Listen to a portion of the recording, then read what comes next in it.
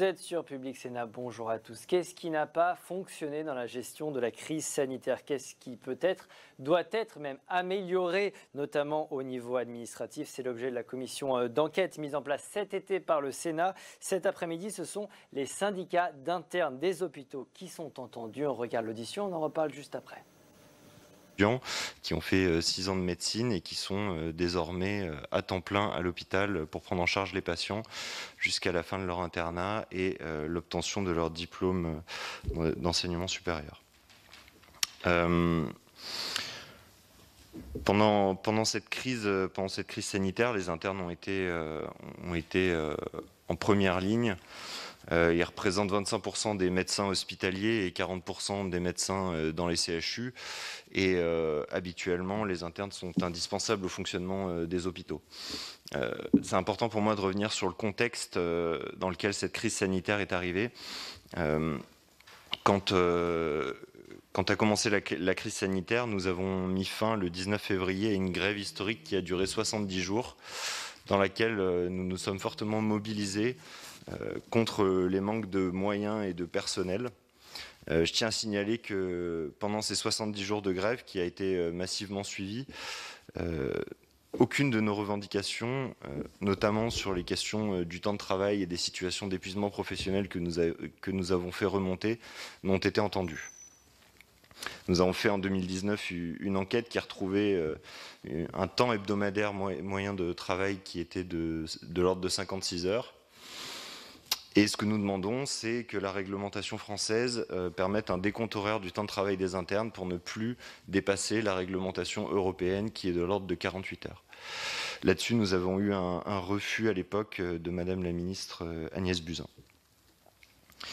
Depuis début 2020, quand a commencé la crise sanitaire, il y avait déjà 4 internes qui s'étaient suicidés, notamment à cause d'épuisement professionnel. Je vous passe les chiffres sur la santé mentale des internes en France, mais elle est catastrophique et les situations d'épuisement sont nombreuses. C'est donc dans ce contexte qu'est arrivée la crise sanitaire.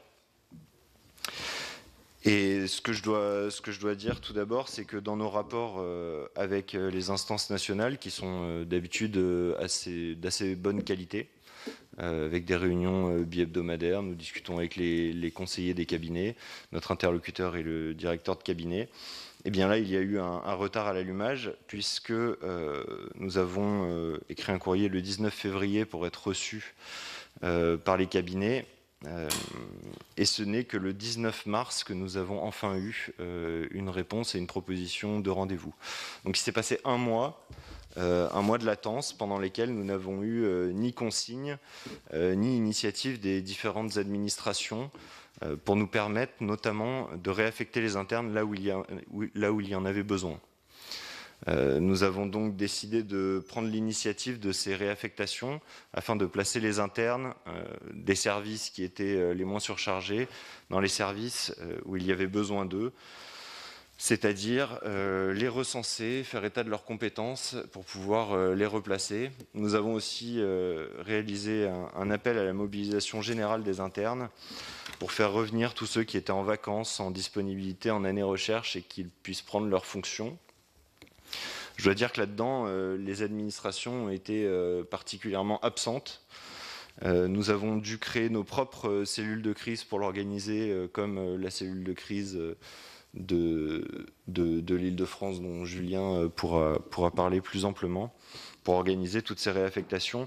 L'important pour nous était avant tout qu'il n'y ait pas, pendant cette crise sanitaire, de suicide d'internes par épuisement professionnel. Nous avons érigé le droit au remplacement, permettre à l'interne d'être remplacé par un collègue quand il sentait que la charge de travail était trop importante. Nous avons fini par écrire un courrier co-signé par la conférence des doyens de santé, la conférence des DG de CHU et la conférence des présidents de CME pour obtenir des mesures réglementaires qui étaient nécessaires pour pouvoir procéder à ces réaffectations. Plusieurs mesures étaient nécessaires et ce n'est qu'à la suite de ce courrier que nous avons finalement obtenu une instruction des cabinets, puis des rendez-vous hebdomadaires avec les cabinets permettant d'appliquer au mieux la réglementation et de mettre en place des guides à destination des ARS et des centres hospitaliers pour améliorer les conditions. Parmi ces mesures, une mesure qui a été pour nous très importante, ça a été de repousser la fin de semestre. Normalement, les internes terminent tous au 1er mai. Et il était clair que dans le contexte actuel, on ne pouvait pas désorganiser l'ensemble des services et se priver d'une bonne partie des internes actuellement en fonction. Nous avons donc demandé à ce que la fin de semestre soit repoussée d'1 mois, ce qui a permis aussi de conserver des médecins au sein de l'hôpital public. Parmi les faits qui ont été marquants, nous avons réalisé plusieurs enquêtes et je dois dire que les conclusions qu'on en a tirées sont graves. C'est-à-dire que sur notre enquête où nous avons interrogé 980 internes, les 2/3 d'entre eux nous disent ne pas avoir pu accéder à du matériel de protection en quantité suffisante. On parle là de masques, de surblouses. On a eu que la moitié des internes, 53%, qui présentaient des symptômes du Covid au début de la crise, qui ont pu accéder à des tests de dépistage. C'est-à-dire que la plupart des internes n'ont pas pu connaître leur statut. Et on sait aujourd'hui que plus d'un interne sur 2 qui connaissait son diagnostic, étant positif au Covid, a été obligé de travailler malgré sa positivité. Donc c'est-à-dire qu'il a mis en danger des collègues à lui et qu'il a aussi, bien entendu, mis en danger des patients.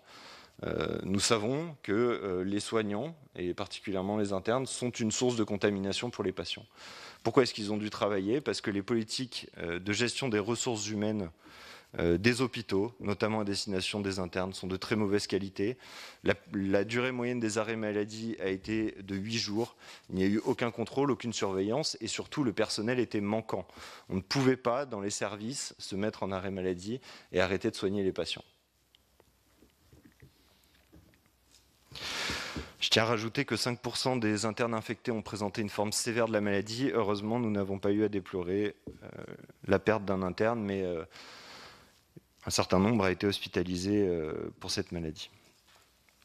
Je tiens aussi à souligner qu'il n'y a pas eu de priorisation pour le rapatriement des personnels soignants et des internes à l'étranger et qu'on nous a renvoyés vers le ministère des Affaires étrangères sans aucune aide pour rapatrier des forces sur le territoire.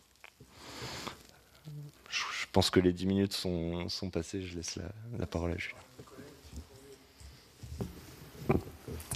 Merci beaucoup. Alors, Monsieur le Président, Mesdames et Messieurs les rapporteurs, Mesdames et Messieurs les sénatrices. Du coup, je m'appelle Julien Flouriot, je suis président du syndicat des internes des hôpitaux de Paris et je représente les internes de l'interrégion Île-de-France, qui est une région assez dense en ce qui concerne les internes, puisque un interne sur 6 en France est affecté en Île-de-France à la PHP. On est 6000 internes en Île-de-France. Comme tu le disais, Justin, dès le 16 mars, en fait, à l'instar de nos collègues internes de la région Grand Est, on a proposé à l'Agence régionale de santé de s'organiser nous-mêmes pour récolter tous les noms des internes volontaires pour aller aider dans les services qui étaient en difficulté. On a eu des réponses d'abord de la conférence des doyens d'Île-de-France, puis de l'ARS et de la PHP. Donc on a dû se mettre en accord avec leur plan organisationnel qui nous imposait de déclarer chaque interne qui changeait d'hôpital ou de service à son coordonnateur, donc qui est le responsable de son diplôme, mais également à son doyen, à son chef de service, à l'ARS et ainsi qu'à la PHP qui est son CHU de rattachement. Également pour la gestion du coup de ces internes, on a recruté 31 internes qui étaient dédiés à temps plein à la gestion également des retours des services qui avaient besoin de médecins. C'est principalement grâce à des situations particulières qu'on a pu recruter des internes qui pouvaient travailler à temps plein sur cette problématique, parce que c'était principalement des internes qui étaient en situation de grossesse, donc qui devaient être en éviction des services, ou bien également des internes qui ont des pathologies chroniques et qui devaient également être en éviction. Donc ces 31 internes ont pu rassemblé un réseau de 250 internes à travers les hôpitaux d'Île-de-France, où on avait des données quotidiennes sur la situation tendue en médecins et en interne de chaque service de réanimation, d'urgence et d'hospitalisation Covid d'Île-de-France. Chaque jour, il nous remontait le besoin de médecins. Ce qu'on a pu faire, du coup, c'est récolter les données et les noms et les contacts des internes qui étaient volontaires pour participer à l'offre de soins et au soutien à ces services qui étaient en difficulté. Dès le 16 mars, on a lancé un questionnaire en ligne pour récolter le nom des internes volontaires. En tout, sur 2 mois, on a pu récolter 1900 internes franciliens qui souhaitaient aider les services en difficulté, dont 1200 dans les 48 premières heures. Et nous avons pu participer à près de 600 transferts dans les services en difficulté en Île-de-France. À côté de ça, comme tu le disais, Justin, on a également eu besoin de soutenir les internes qui étaient en difficulté, parce que notre syndicat a une cellule spécifique de soutien psychique et moral, parce que les internes ont des risques psychosociaux bien spécifiques. Comme tu le disais précédemment, l'intersyndicale nationale des internes avait déjà pu faire des enquêtes sur la santé mentale des internes qui relevaient déjà 2 tiers d'internes qui ont des symptômes anxieux, 1 tiers des symptômes dépressifs, et 1 quart qui ont des idées suicidaires dans le dernier mois. L'ISNI a également pu faire une enquête santé mentale suite à la crise Covid, et tous ces chiffres ont été revus à la hausse. Et donc on s'est organisé nous-mêmes pour augmenter en tout cas notre cellule de soutien psychique et moral au sein du syndicat des internes des hôpitaux de Paris.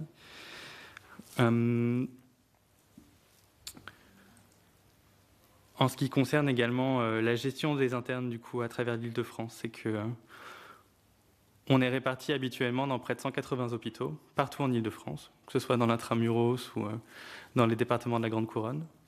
Et notre but vraiment, c'était de répartir les internes dans tous les hôpitaux, y compris les hôpitaux qui sont déjà en difficulté habituellement.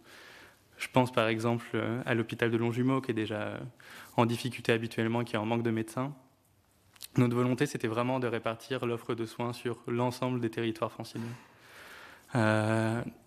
On a dû, du coup, accompagner les internes qui étaient en difficulté, ne serait-ce que pour se loger à proximité de ces hôpitaux ou de se déplacer dans ces hôpitaux, parce que quand on sort d'une garde de réanimation ou une garde aux urgences ou d'une journée qui traîne et on termine à 21h à Meaux, c'est difficile de rentrer quand les transports en commun sont réduits du fait de la crise sanitaire.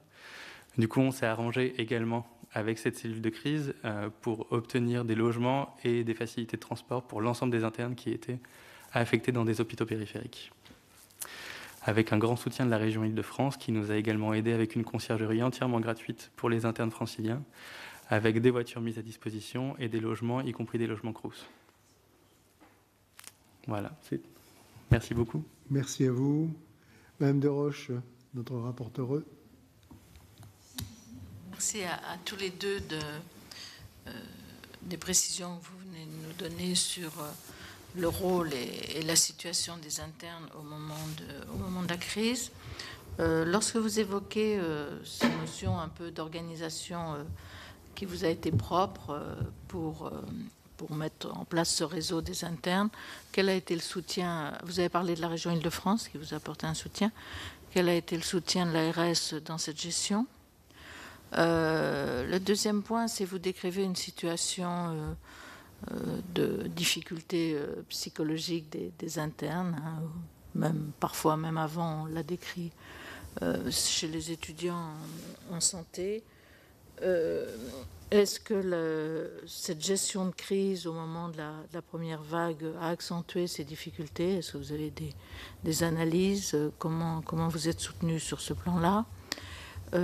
Et par rapport à la situation des internes qui sont en formation, puisque vous avez vous faites des études en même temps que, des études dans le cadre de cette fonction d'interne, quel est l'impact sur des études dans des spécialités, par exemple, que vous notez par rapport à des internes qui ont été obligés qui ont été contraints de rester sur des services Covid?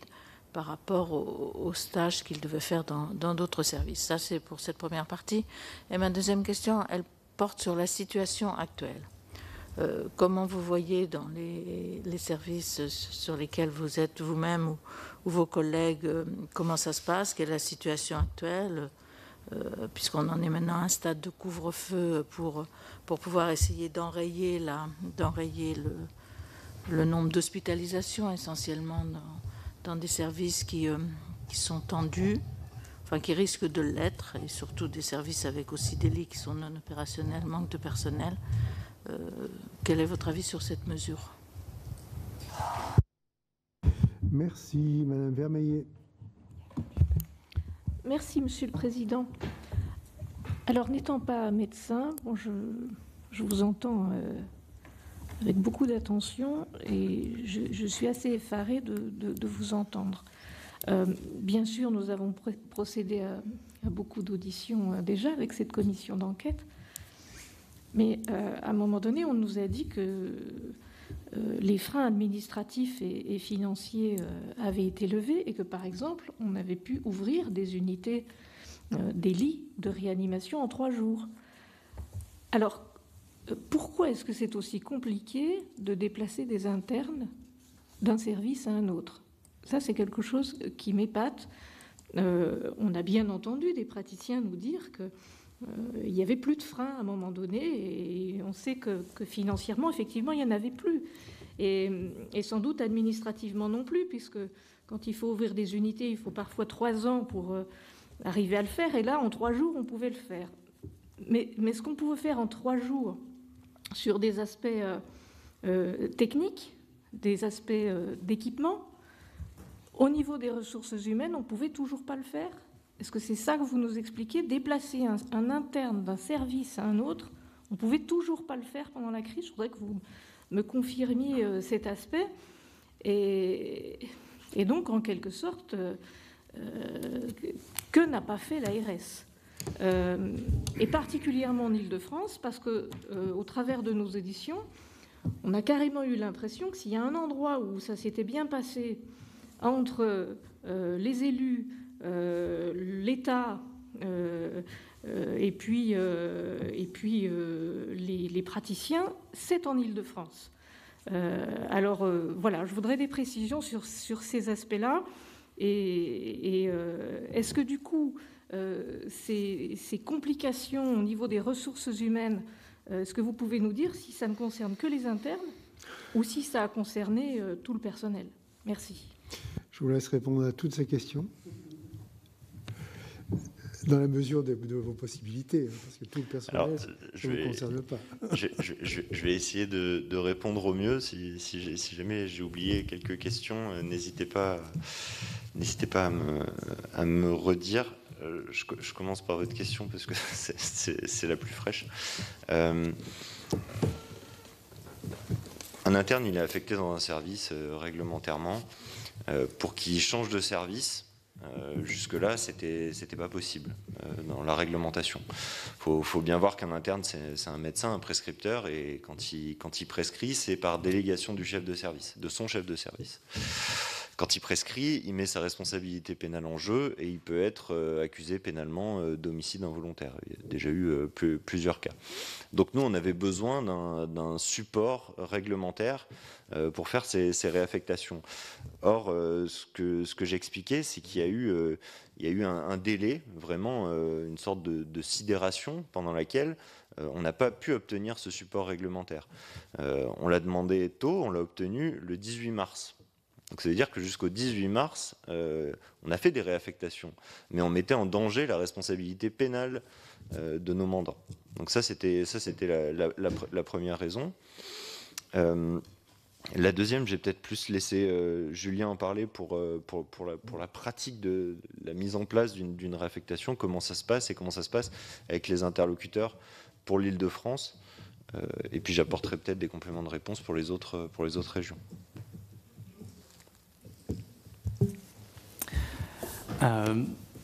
Donc, en ce qui concerne nos relations avec les institutions, que ce soit l'Agence régionale de santé ou la PHP, qui est notre CHU de rattachement, Ça a été également ça a été un peu... On a envoyé une solution clé en main vraiment à l'Agence régionale de santé, parce que ce qui est vraiment difficile, c'est qu'en fait, on avait besoin de compétences dans les services. Sauf que les institutions ont beaucoup de mal à connaître quel médecin, quel interne, à quelle compétence. Alors oui, il y a les internes d'anesthésie-réanimation et les internes intensivistes qui, eux, c'est écrit dans leur diplôme, savent faire de la réanimation, mais en fait, il y a tous les autres. Un interne de cardiologie, ça passe en réanimation. Un interne d'hépatogastroentérologie, ça passe en réanimation, ça sait aussi faire de la réanimation. Où il faut qu'il soit encadré, mais il sait en faire. Et ça, que ce soit le CHU, que ce soit les coordonnateurs ou que ce soit l'ARS, ils ne savent pas qui sont ces internes. Également, les internes qui passent aux urgences. L'immense majorité des spécialités passent aux urgences et fait des gardes aux urgences. L'ARS ne sait pas qui sont ces internes qui ont des capacités de pouvoir gérer des urgences. Nous, du coup, qui sait le mieux quelles compétences ont les internes? C'est les internes eux-mêmes. Et donc, on a demandé aux internes qui avaient des compétences de réanimation, qui avaient des compétences d'urgence, et on les a dispatchés grâce à ça.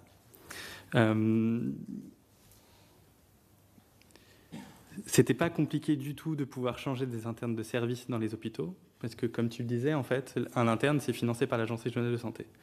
Il y a des sous qui sont donnés à l'hôpital tous les mois pour qu'ils payent leurs internes, en fonction de leur répartition dans les différents services et de leur ancienneté. Ce qui posait absolument pas de problème, c'était changer un interne de service quand c'était dans le même hôpital. Parce qu'en fait, c'est le même hôpital qui paye. Ce qui a été très compliqué, c'était de changer l'interne d'hôpital. Donc on a dû mettre en place un système de validation avec les directions des affaires médicales des hôpitaux, les coordonnateurs, l'Agence régionale de santé. Mettre tous ces gens-là dans la boucle pour chaque interne qui changeait d'hôpital. Donc vous imaginez que c'était relativement dense pendant un certain moment. Et en fait, ce qui a créé le plus de problèmes à mon sens, c'est que la DGOS a mis en place des FAQ pour aider au mieux les acteurs du terrain dans la gestion des étudiants en santé et des internes. Ce qui a été le plus problématique à mon sens... Oui, pardon, désolé. Ce qui a créé le plus de problèmes administrativement, c'est qu'en fait, elle ne tranchait pas sur qui devait payer un interne. Un interne, donc, il est affecté dans un hôpital pour 6 mois, habituellement. Donc l'hôpital dans lequel il est affecté reçoit des sous pendant 6 mois pour le rémunérer son interne. Sauf que là, on devait le changer d'hôpital au milieu. Sauf qu'en fait, son ancien hôpital continuait à toucher les sous. Et le nouvel hôpital dans lequel il était réaffecté ne touchait pas de sous pour le payer. Et moi, je me suis retrouvé en situation, en gestion vraiment, où aucun des deux hôpitaux ne voulait payer l'interne. Parce qu'il n'est plus chez moi.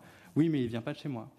Là, jusqu'au mois d'août, j'ai géré avec des directions des affaires médicales de tous les hôpitaux d'Île-de-France des internes qui n'ont pas été payés pendant 2 mois.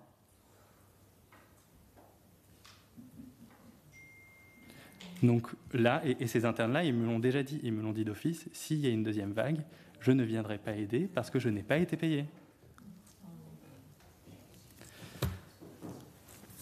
Par rapport aux questions du coup que vous avez pu soulever de santé mentale, du coup, bon, il y avait déjà des risques psychosociaux vraiment très particuliers sur les internes et une psychopathologie déjà de fond relativement importante. Et en fait, l'enquête qui a été faite suite à la crise Covid a montré qu'il y avait une aggravation de l'ensemble des symptômes, que ce soit d'anxiété ou dépression, mais également accompagné de signes de symptomatologie traumatique.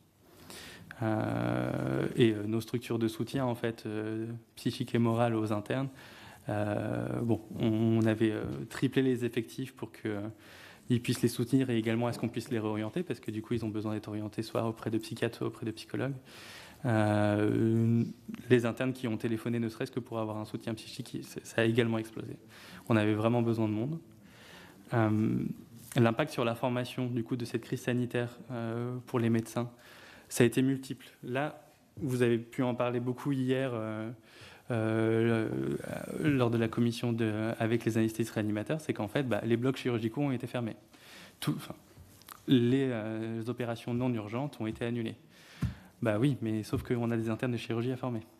Et eux ont été envoyés dans les réanimations pour retourner les malades et faire ce qu'ils pouvaient dans les services de médecine ou d'urgence.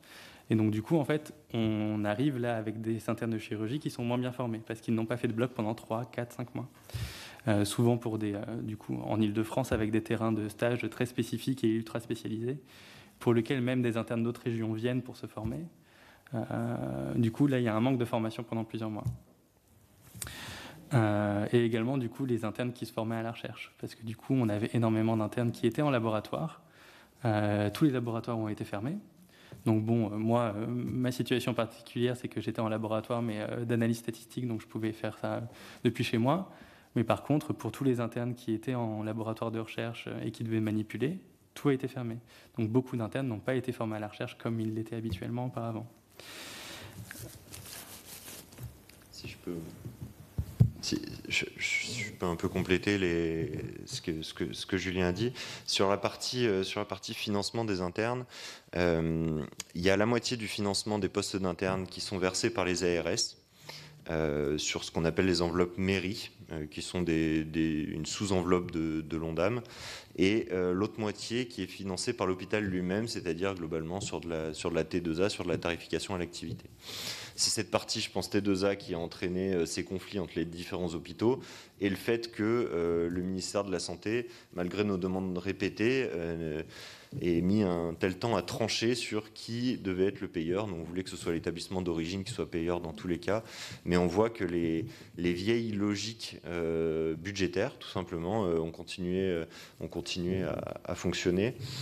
Ce qu'on a milité pendant le Ségur de la santé et ce qu'on a obtenu sur un engagement d'accord, c'est que les internes ne soient plus payés par de la T2A, mais uniquement sur des enveloppes mairie, en disant bien que la formation des médecins ne doit pas passer sur de la tarification à l'activité, en gros de la rentabilité qui permet de payer la formation des médecins, que ça n'avait aucun sens. Maintenant, on espère que ces travaux iront le plus vite possible, parce que c'est juste un engagement de commencer ces travaux, et il n'y a pas de délais qui sont mentionnés là-dedans. Sur la partie sur l'aspect psychologique, ce qui est important de comprendre aussi, c'est que les internes, c'est vraiment des gens qui sont globalement, leur priorité, c'est leur formation, et ils sont très dévoués aux soins du patient. Et en fait, on a eu beaucoup de témoignages d'internes qui nous faisaient part de situations d'anxiété, mais pas tant au final la peur de la maladie ou de ne pas savoir prendre en charge les patients, mais surtout la peur de se retrouver dans une situation où vous êtes aux urgences, dans un service que vous ne connaissez pas, vous n'avez pas accès à du matériel de protection, vous avez peur de vous contaminer, de contaminer les autres, de contaminer votre famille quand vous rentrez. Donc c'est un sentiment à la fois de peur et de colère entremêlés. Et vraiment, la détresse psychologique qui en est née était intense, et on a vraiment des situations de stress post-traumatique qui ont été fréquemment retrouvées. Sur la partie de la formation, je pense que tous les internes, la formation de tous les internes a été impactée pendant cette période Covid, parce que tout le monde s'est retrouvé déplacé en quelque sorte à faire une autre tâche qui n'est pas celle pour laquelle il est en train de se former. Et plus spécifiquement sur la partie de la formation des internes à la prise en charge du Covid, on a 46% des internes qui ont déclaré avoir une mauvaise formation à la prévention du risque de contamination et à la prise en charge des patients pendant la crise Covid. 60% des internes se sont formés eux-mêmes et n'ont pas eu de formation dispensée par leur établissement. Nous, on a mis en place une plateforme de formation numérique pour pallier à ce manque. Mais voilà, la qualité aussi de la formation en temps de crise n'a pas été au rendez-vous.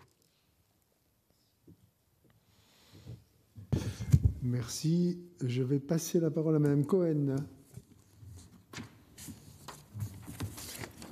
Merci, Monsieur le Président, et merci, messieurs, pour vos éléments dans le débat qui sont extrêmement instructifs et en même temps effrayants. Parce que vous dites les choses avec beaucoup de sincérité, sans détour, et c'est important pour notre commission d'enquête. Moi, j'ai 3 questions à vous poser de manière plus précise. Compte tenu donc de ce que vous nous avez décrit comme conditions d'exercice de votre activité extrêmement difficile, est-ce que vous avez aujourd'hui, à votre connaissance, le fait que des internes auraient abandonné finalement le métier pour lequel ils s'étaient destinés, parce que ça peut aussi avoir malheureusement ces conséquences-là. Donc, est-ce que vous avez des éléments là-dessus? Ma deuxième question, c'est qu'il est quand même beaucoup question d'un manque de médecins. Il y a un numerus clausus qui est censé avoir été abandonné, mais on sait pertinemment qu'il ne l'est pas, puisqu'il n'y a pas plus de moyens qui sont donnés à l'université pour former plus de médecins. Donc, voilà, c'est... Simplement, enfin pour moi, le ministère qui s'est défaussé, mais il n'y a pas d'acte concret. Comment vous évaluez finalement ce qu'il faudrait faire pour effectivement avoir plus de médecins formés? Troisième question, c'est est-ce que vous avez le sentiment que dans la gestion de la crise avec donc cette deuxième vague, je ne sais pas si on peut dire deuxième vague d'ailleurs, mais enfin je veux dire deuxième vague qui arrive, est-ce que vous avez le sentiment que des leçons ont été tirées? Et notamment par rapport justement à la façon dont on a maltraité les internes, est-ce que vous avez l'impression qu'il y a une amélioration, que des leçons ont été tirées et que vous avez été quelque peu entendu? Et une question subsidiaire, je ne suis pas sûre d'avoir bien entendu, pardonnez-moi de vous faire répéter. Pendant la pandémie, donc au printemps, vous avez combien d'heures en moyenne finalement vous avez travaillé, sachant que il me semble que la durée légale c'est 48 heures, donc je pense que vous avez largement dépassé cette durée, mais bon, voilà, est-ce que je peux avoir des éléments? Et pardonnez-moi de vous faire peut-être répéter. Je vous laisse répondre à toutes ces questions. Merci pour ces questions. Alors, sur le fait que le découragement ou le décrochage, en tout cas des internes en médecine, là-dessus, on n'a malheureusement pas de données. On a connaissance de cas individuels de personnes qui ont arrêté leurs études, particulièrement après ce qui s'est passé pendant la crise Covid. Je pense qu'un des premiers facteurs, malheureusement, ça a été un facteur financier. Parce que, comme l'a dit Julien, il y a certains internes qui n'ont pas été payés pendant cet épisode de crise. Déjà, par le passé, il faut savoir que la question financière est quand même un frein et entraîne un décrochage d'un certain nombre d'internes. Un interne, en moyenne, s'est payé 1 800 € net. Et à Paris, il y a un certain nombre d'entre eux qui, quand on a 25 ans, une famille, n'arrive pas à suivre avec un tel salaire et préfèrent prendre un boulot d'infirmier, d'aide-soignant ou carrément de changer de voie. Bon, là, ça a été encore plus compliqué.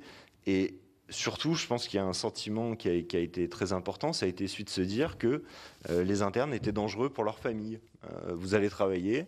Moi, j'ai eu des cas, on m'a rapporté des gens qui ne rentraient plus chez eux, allaient à l'hôtel par peur de contaminer leur famille. Et ça fait partie des choses qui, bien entendu, vous démotivent de cette formation. Alors malheureusement, on a très peu de données sur le décrochage. L'Ordre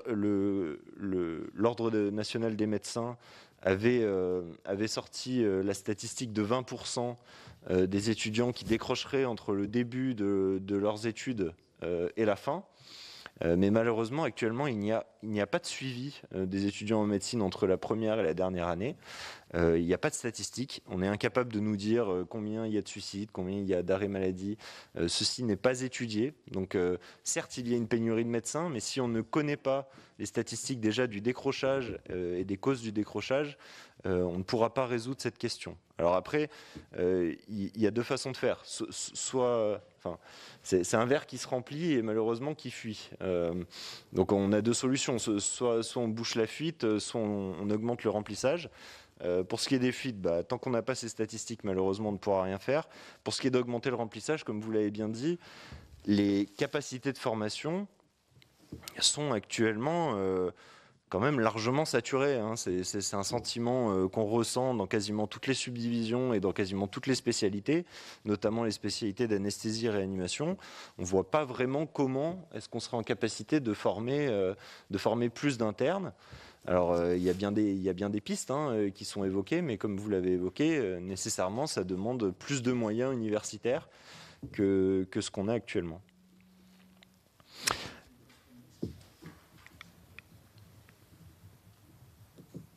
Vous aviez posé une dernière question, excusez-moi, je crois que j'ai...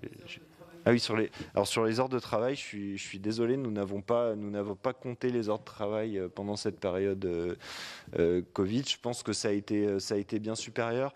D'un autre côté, il y a aussi certains internes dans certaines spécialités qui se sont retrouvés complètement à l'arrêt et sans la capacité d'aider d'autres personnes. Donc, je peux pas donner de chiffres précis. Ce qu'on sait, c'est que voilà, en 2019, on a refait notre étude sur le temps de travail. On a retrouvé que c'était 56 heures hebdomadaires en moyenne, que 10% des internes font plus de 79 heures par semaine, particulièrement des internes de chirurgie, que le repos de sécurité est de moins en moins respecté. Il y a un tiers des internes qui dit ne pas prendre son repos de sécurité, donc après une garde de 24 heures systématiquement. Donc sur cette donnée-là, ça s'aggrave par rapport à 2012. En 2012, on avait déjà fait une enquête qui a retrouvé un temps de travail exorbitant, qui avait entraîné par la Commission européenne une autosaisie, qui avait demandé à modifier le décret sur le temps de travail. Le décret avait été modifié, sauf que le problème, c'est qu'actuellement, le décret qui est en cours, pour nous, il est très problématique parce que notre temps de travail, il n'est pas défini comme d'autres en heures ou en quoi que ce soit. Il est défini en demi-journée. Et quand je vais travailler la nuit pendant 14 heures d'affilée, ça va me décompter 2 demi-journées. Donc vous comprenez que partant de là, notre temps de travail, il peut pas être correct. La demi-journée, elle n'est pas définie, elle n'est pas bornée. Et en pratique, personne n'arrive à faire respecter ce texte. Et on a beau parler derrière, le ministre maintient qu'il va y avoir des sanctions sur les hôpitaux qui ne respectent pas le texte. Mais on dit que ce texte, c'est pas possible de le mettre en application. Un système qui va juste compter des demi-journées et qui pour une nuit vous compte 2 demi-journées, ça ne nous permettra jamais d'atteindre des conditions de travail satisfaisantes. Ce qu'on demande en fait, c'est beaucoup plus de contrôle, beaucoup plus de force des ressources humaines. Et là où ça rejoint un peu votre question, Madame Vermeillet, c'est les ressources humaines hospitalières, elles aussi sont en déficit de personnel et n'arrivent pas à assurer leurs fonctions. Il y a une fonction essentielle des ressources humaines qui est celle de la prévention des risques psychosociaux, et notamment du décompte horaire du temps de travail, et ça, c'est absolument pas fait. Nulle part. Et pour les internes, encore moins que pour le reste des praticiens de l'hôpital. Et c'est ce qui fait aussi que derrière, ces services de ressources humaines, quand ils se retrouvent face à une crise sanitaire, ne sont pas en capacité de les gérer. Merci. Monsieur Roger Carucci. Pardon, Monsieur le Président, mais est-ce que Madame vous Carucci. avez le sentiment... Ma question, c'était est-ce que vous avez le sentiment que cette deuxième vague, pour cette deuxième vague, il y a eu une prise en compte de vos avertissements, de vos analyses, et que les internes vont être mieux traités? Très honnêtement, non. J'ai absolument aucun espoir là-dessus, d'autant plus à la lecture des résultats du Ségur de la santé. Je veux dire, le Ségur de la santé, on a obtenu... et on a dû se battre pour ça, d'arriver à être payé au SMIC horaire. Voilà ce qu'on a obtenu. Sur le temps de travail, il n'y a eu aucune écoute. Non, je suis complètement pessimiste. Et là où, par contre, nous, on a un retour d'expérience, c'est que, comme l'a dit Julien,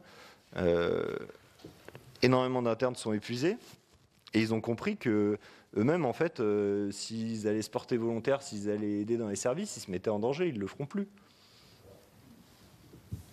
Monsieur Carucci. Bon.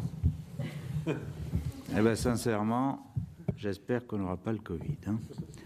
Parce que s'il faut aller à l'hôpital, je ne serais pas rassuré qu'on me dise qu'il faut y aller.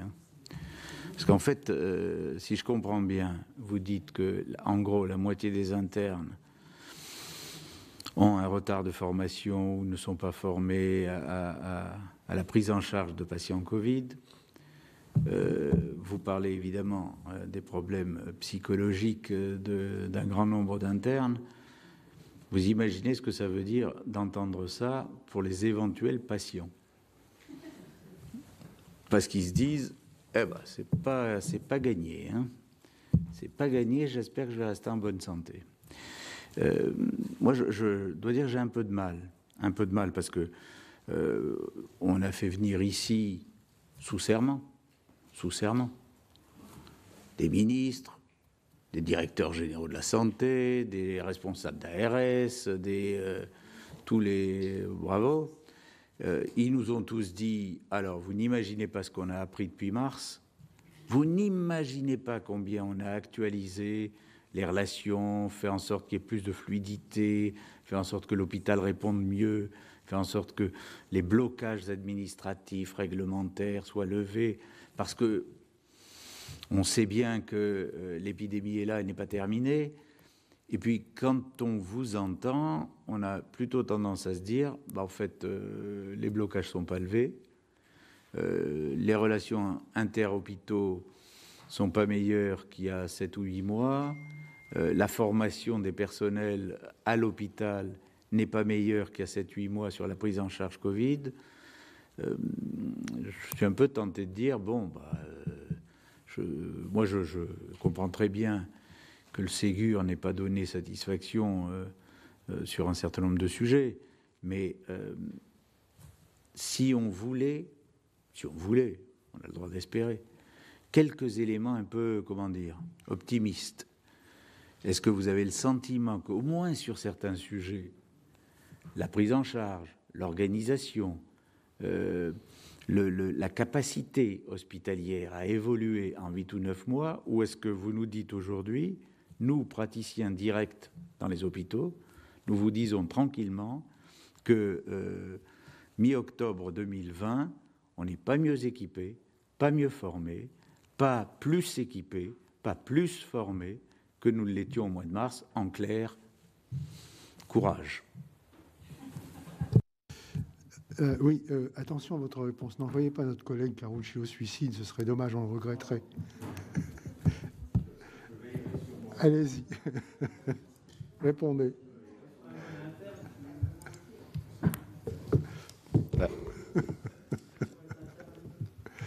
Si je crois que je vais répondre à cette recherche d'optimisme, mais d'abord, je crois que vous soulevez un point qui est important, c'est la question des interlocuteurs. Ce qu'on s'est rendu compte pendant cette crise, c'est qu'en fait, on avait l'expérience de H1N1. Et pendant H1N1, les syndicats professionnels avaient été beaucoup consultés, notamment les syndicats d'internes, étant donné que c'est les internes qui avaient fait beaucoup de vaccinations. Ce qu'on s'est rendu compte pendant cette crise, c'est que déjà, on n'était plus un interlocuteur des gestions de crise sanitaire, et qu'en plus, les interlocuteurs qui désormais étaient choisis étaient les fédérations hospitalières, FHF, FHP. Moi, j'ai rien contre les fédérations, au contraire, hein. Mais le dialogue avec les professionnels et leurs représentants, c'est quelque chose d'inestimable. Si on veut connaître les réalités du terrain, on ne peut pas faire sans. Or, force est de constater que cette modification des interlocuteurs, aujourd'hui, elle continue. Quand on voit que le comité de suivi du Ségur ne sont invités aux réunions de suivi que les représentants signataires des accords, ça veut dire qu'il y a la moitié des représentants du personnel qui sont évincés des discussions. Et ça, c'est gravissime, parce que c'est pas parce que la CGT ou Jeunes Médecins ou Action Praticiens Hospitaliers n'ont pas signé les accords qu'ils n'ont pas quand même une valeur à apporter dans justement cette transformation du système de santé. Et ça, je trouve ça très grave. Après, si on doit chercher de l'optimisme, oui, moi je vois des choses très positives. Mais ces choses positives, elles sont surtout dans le retournement de notre société. C'est-à-dire qu'enfin, la santé est devenue un sujet prioritaire à la fois dans les médias et aussi dans les politiques publiques. On est invité ici, c'est un signe positif parce qu'on peut parler aussi de nos conditions de travail, chose qui, à une époque, aurait été plus difficile. En tout cas, ce n'était pas un sujet qui était sous le feu des projecteurs. Et nous, ça nous a aidés pour dénoncer les conditions de travail. Et puis que la société civile prenne en main ces questions. Maintenant, il faut arriver à transformer l'essai.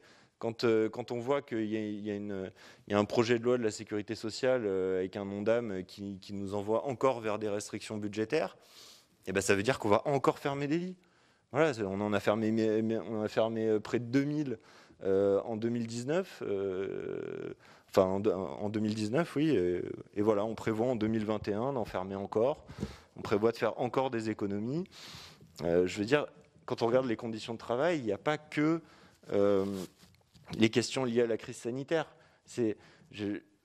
Les conditions de travail, elles étaient très mauvaises, rien que sur l'hôtellerie, par exemple, sur la qualité des chambres de garde. Je veux dire, on nous demande de dormir dans des endroits qui sont insalubres, avec des fenêtres qui ne ferment pas, avec pas de drap. On paye des repas, on nous sert un bol de riz, du morceau de pain et yaourt nature. Il faut comprendre que ça, les personnels hospitaliers, ils partent. Alors on a beau lever tous les blocages, etc., tant qu'on ne fait pas un peu attention à nos personnels et qu'on ne fait pas attention à les garder, notamment sur les manières de les accueillir, les gens vont partir. Donc voilà, là il y a un tiers des postes de praticiens hospitaliers qui sont vacants. Il manque beaucoup d'infirmiers, il y a beaucoup de lits qui sont fermés par manque de personnel. Et effectivement, on a besoin d'un choc d'attractivité, on n'arrête pas de l'appeler, mais on a besoin de le voir.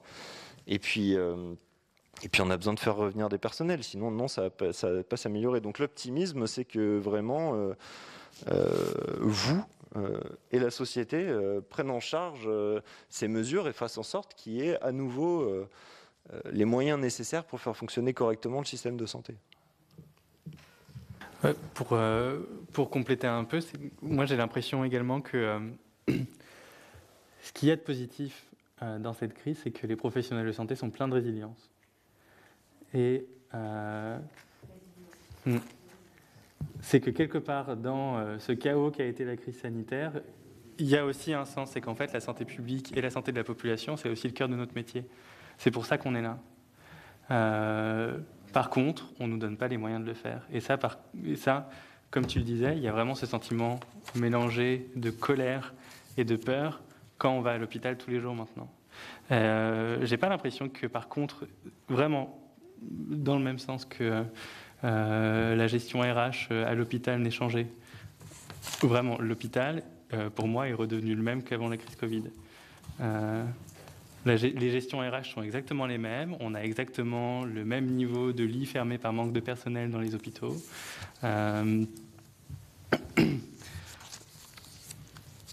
Moi, ce dont je continue de m'étonner actuellement, ce qui m'étonnait déjà pendant la première vague, c'est qu'il y a quelqu'un qui a un pouvoir de réquisition des professionnels de santé et il n'a toujours pas été utilisé. Les hôpitaux manquent de professionnels.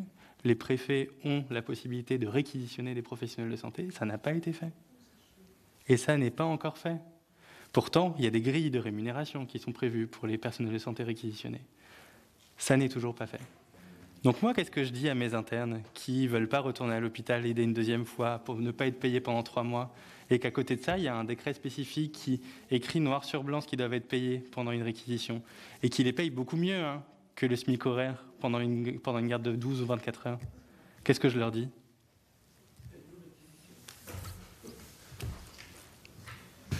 Merci bien, Madame Préville. Merci, Monsieur le Président.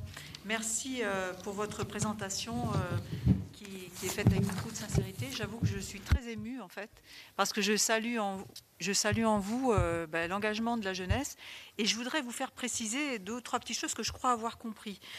Donc, très généralement, on voit bien qu'il y a eu un manque d'organisation totale dans la gestion de cette crise.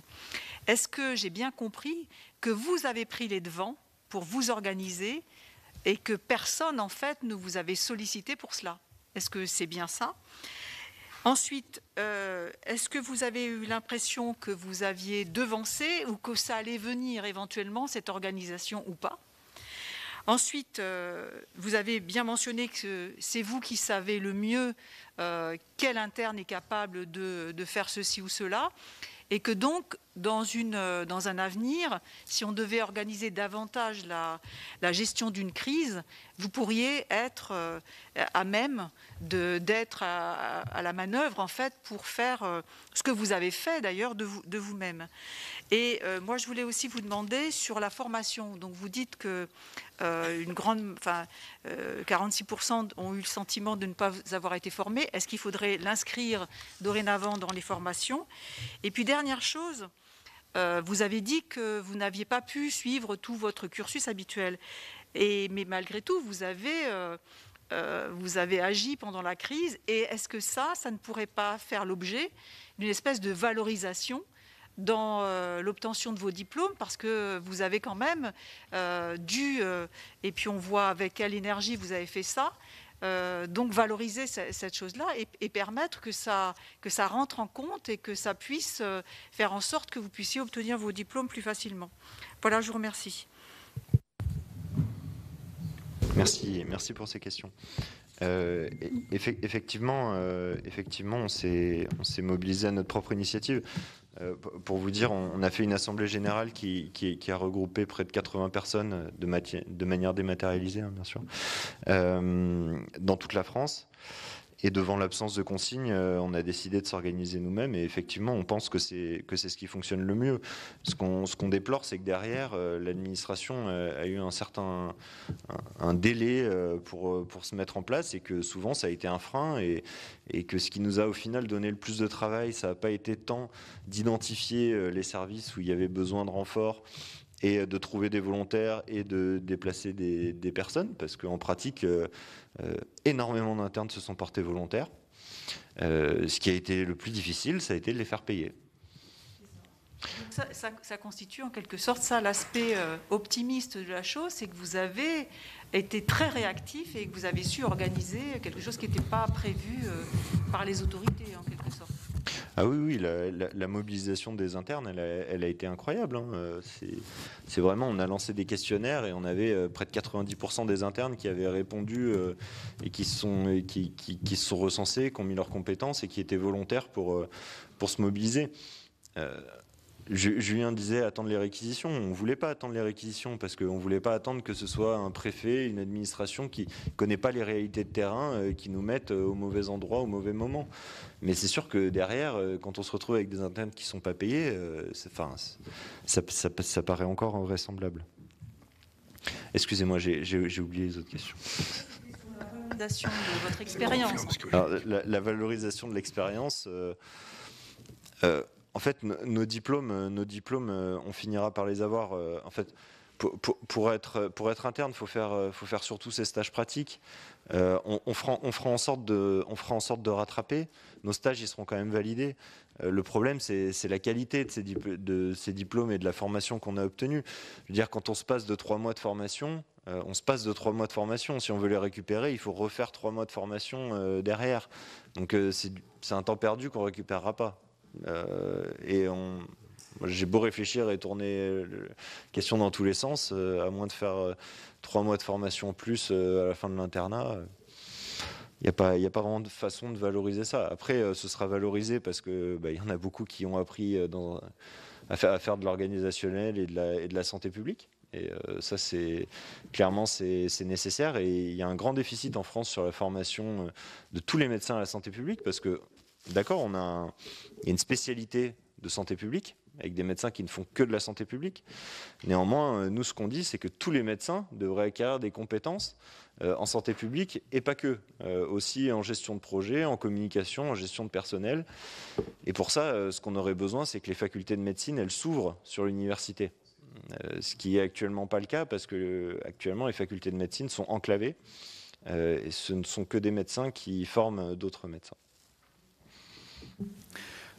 Pour ce qui est de si on a devancé en fait la réponse des administrations face à cette crise sanitaire, en ce qui concerne l'Île-de-France, on a vraiment travaillé main dans la main avec l'ARS Île-de-France. Alors oui, peut-être que parce que on était au courant de la situation par nos collègues en région Grand Est, On est arrivé avec une solution clé en main auprès de l'ARS Île-de-France en leur disant, bon voilà, nous, ce qu'on veut faire, c'est ça. Il va falloir que tout le monde se mette d'accord pour qu'on puisse proposer des réaffectations d'internes en Île-de-France avec l'accord de ces directeurs de formation et des doyens. Ils nous ont dit banco, en fait, parce que effectivement, je pense qu'ils n'allaient pas avoir les données et les réponses que nous avions. Parce qu'on croulait déjà sous les sollicitations d'internes qui, parce qu'ils étaient passés dans un service particulier qui, ils savaient, avaient besoin d'aide, ont pu les rejoindre, mais il y avait des internes tous les jours, toutes les 2 minutes, on avait un nouveau message qui nous disait « Où est-ce que je vais ? Où est-ce que je vais ?» Et on avait besoin de répondre à ces internes-là, qui, en fait, que l'ARS ou que les facultés de médecine, en fait, ont beaucoup de mal à approcher autrement.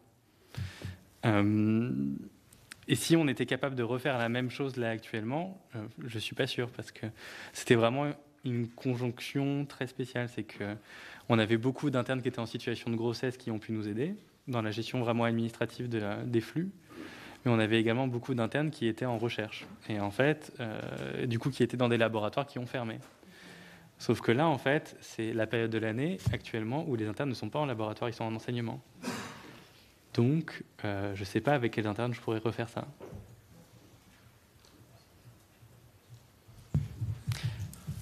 C'est bon ? Bien, on va vous remercier. Messieurs, il n'y a plus de questions ? Madame de Roche, peut-être, oui. Vous n'avez pas tellement parlé de la situation actuelle, le regard sur les mesures prises actuellement.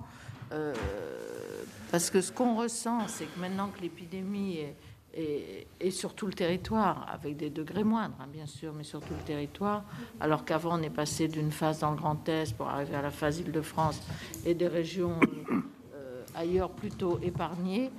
Comment ça se passe maintenant ? Est-ce que dans les services, vos collègues vous disent nous on est en tension, en effet, il ne faut pas que ça augmente trop parce qu'on n'a pas de réserve pour faire venir quelqu'un. Comment ça marche ? Parce que, vous voyez, ce qui est difficile à faire comprendre, c'est des mesures très restrictives qui sont prises. Hein. Je ne juge pas, mais alors que si on regarde objectivement, c'est 1500 personnes en réanimation sur tout le territoire. Et donc, comment vous expliquez ça, c'est la situation actuelle ? Comment vous la voyez, vous ? Ce qu'il faut bien comprendre, c'est que quand on parle de patients Covid en réanimation, c'est en plus des autres patients. Or, les services de réanimation en temps normal, ils sont déjà remplis. Donc là, c'est des patients qui arrivent en plus. La situation, c'est pour ça que j'insistais sur le contexte, c'est que la situation dans laquelle est arrivée la crise Covid pour les hôpitaux, elle était déjà extrêmement tendue en termes de manque de moyens, de personnel et de saturation des lits. Donc là, on est dans une situation où très clairement les capacités elles sont largement dépassées, et en plus on a quand même tous peur parce qu'on sait qu'il y a la grippe saisonnière qui va arriver. Donc non, là-dessus, nous on trouve que toutes les mesures sanitaires qui peuvent être prises pour limiter la propagation du virus, elles sont bonnes. Et ce qu'il faut bien voir aussi, c'est que en plus des vagues d'épidémie, là ce qui se passe, c'est qu'il y a la fatigue des personnels. Et la fatigue des personnels, c'est maintenant qu'elle arrive. Ils n'ont pas pu prendre de congés cet été, ils ont dû se mobiliser. Inéluctablement, on n'aura plus de réserve comme on a pu avoir lors de la première vague. Surtout que là aussi, c'est un moment, en ce qui concerne les internes, c'est un moment particulier là. On est le 15 octobre, dans 15 jours, il y a 8000 nouveaux internes qui arrivent sur la France entière, et il y en a 8000 qui partent, qui sont diplômés. Donc, sur le territoire, il va y avoir 8000 nouveaux médecins diplômés, et il va y avoir 8000 nouveaux médecins qui seront en formation, qui vont apprendre leur spécialité. Ce qu'on sait déjà, ou en tout cas localement, c'est que de toute façon, le plan blanc est déjà réactivé en Île-de-France, donc les congés des professionnels sont annulés. Fortement conseillé d'annuler ces congés. Moi, j'ai plein de situations d'internes qui, en fait, du coup, n'ont pas pris de congé depuis 1 an. Parce que n'ont pas pu en prendre pendant la première crise, n'ont pas pu en prendre cet été, parce que habituellement, les internes sont là pour tenir le service l'été, pendant que les médecins diplômés sont en vacances. Et nous, on prend nos vacances en septembre-octobre. Voilà, il y a la deuxième vague. Et oui, c'est ça aussi, c'est que là, il y a déjà le ras-le-bol se faisait pressentir précédemment parce que, comme tu l'as rappelé, Justin, on a eu un mouvement de grève avant la crise sanitaire qui appelait à plus de moyens pour l'hôpital public, qui est notre outil de formation. Mais là, en fait, on s'est bien rendu compte, en fait, plus que des limites de la gestion hospitalière, de la limite de la gestion de la santé en France. On s'est rendu compte qu'en fait, il y avait un problème systémique. Que même s'il y avait une crise sanitaire et que tout le monde a été plein de bonne volonté, et ben en fait, il y avait plein de choses qui bloquaient, de partout. Que ce soit administratif, que ce soit financier. Là, les internes, je pense que leur espoir et leur volonté de directement aller au front s'il y a une deuxième vague, là, c'est un peu entaché. Oui. Ils y iront, hein, mais je ne sais pas comment. Oui, non. Ce qui est sûr, c'est que les internes vont continuer à se mobiliser au maximum de leur capacité. C'est sur leur capacité que j'ai plus de doutes. Et il va quand même les premiers jours de novembre vont quand même être une période particulière dans les hôpitaux français. Parce que comme l'a dit Julien, il y a 8000 nouveaux internes qui arrivent, qui n'ont jamais eu ces fonctions de prescripteurs, et qui, encore aujourd'hui, c'est malheureux de le dire, mais se retrouvent du jour au lendemain en charge de patients et quasiment seuls dans les services. Donc c'est toujours une période particulière, le mois de novembre. Et là, en plus, avec la période Covid, ça ne va pas être le moment de se faire hospitaliser. Et là... non, Merci. Et d'autant plus, lors de la crise sanitaire, les hospitalisations Covid, on arrivait à les restreindre. Il y avait des services Covid, il y avait des réanimations Covid. Là, maintenant, en fait, le Covid, il touche toute la population. Donc, il va falloir, en fait, avoir des lits de gériatrie de Covid. Il va falloir avoir il va falloir avoir de la médecine interne de Covid. Enfin, l'ensemble de l'organisation hospitalière va devoir se réorganiser avec toute la population qui peut maintenant être infectée. Et sauf qu'en fait, ces lits-là, typiquement de gériatrie, qui est un service très important pour l'hôpital, parce que c'est des services d'aval, particulièrement des urgences, c'est particulièrement ces lits-là qui sont fermés par manque de personnel. Et moi, je suis interne de psychiatrie, donc je prêche aussi pour ma paroisse, mais pour la psychiatrie, ça a été d'autant plus désastreux. Là, les suites de la première vague ont été catastrophiques dans les hôpitaux psychiatriques, dans les services de psychiatrie. On a eu énormément de demandes de soins pour plein de problématiques de santé différentes. Mais les hôpitaux psychiatriques en France, ils sont dans une situation autant, voire bien plus compliquée que les hôpitaux généraux. Et là, par exemple, moi, pour le terrain en Île-de-France, il y a des services et des hôpitaux qui n'ont plus du tout un lit depuis plusieurs mois. Dès qu'on fait sortir quelqu'un, on a déjà 10 personnes qui attendent. Je me permets d'insister sur ce qu'a dit Julien, parce que c'est vrai que notamment dans les médias, il y a un biais qu'on entend, c'est qu'on ne parle que de réanimation et de lits de réanimation. Ce qu'il faut bien comprendre, c'est que les patients, avant d'être en réanimation, ils sont hospitalisés dans des services de médecine, que dans ces services de médecine, il n'y a particulièrement pas de moyens. Et quand la nuit, il y a une infirmière qui va gérer 28 patients, vous avez une urgence, les 27 autres sont des auto-entrepreneurs. Ça, il faut arriver à bien le comprendre et ne pas se focaliser uniquement sur la question de la réanimation. Les besoins, ils sont particuliers quand même en médecine, en service de médecine. Là-dessus, il va falloir augmenter les moyens et surtout les moyens des paramédicaux. S'il y a un message que je peux faire passer, c'est que, ok, il y a un manque de médecins, il manque un tiers des postes de PH. Les internes, ils sont là, ils resteront là, les effectifs sont stables. Là où il y a vraiment des manques et une fuite de personnel, c'est particulièrement chez les infirmiers et les aides-soignants qui vivent des conditions de travail qui sont terribles.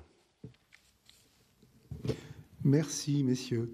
Quelques petites observations en ce qui me concerne pour essayer de rassurer nos collègues. J'ai là le rapport d'étape de la mission indépendante qui avait été nommée par le président de la République. Pour ce qui est des excès de mortalité en France, l'excès de mortalité en France est de 28 306. C'est vrai qu'il est en Allemagne de 7552 seulement, mais par ailleurs, il est de 47 484 en Italie, 46 742 en Espagne, 5 197 en Suède. Proportionnellement à la population, c'est beaucoup plus qu'en France. 57 844 au Royaume-Uni et 190 000 aux États-Unis. Dire par là que la situation de la France n'est certainement pas bonne, mais elle n'est pas catastrophique. Le deuxième point qui me semble important dans ce que vous avez dit, et je vous rejoins complètement sur les hôpitaux psychiatriques, mais les hôpitaux psychiatriques, c'est un problème de financement. Ils sont actuellement financés sous forme de dotation annuelle. Et la meilleure solution serait certainement de trouver un autre type de financement, peut-être pas à l'activité, à T2A complète, parce que ça poserait un problème majeur, mais un mélange des deux ne serait pas inutile. Et enfin, je voudrais revenir sur ce que vous avez dit, vous, Monsieur le Président, sur le financement de la sécurité sociale. Je suis complètement d'accord avec vous.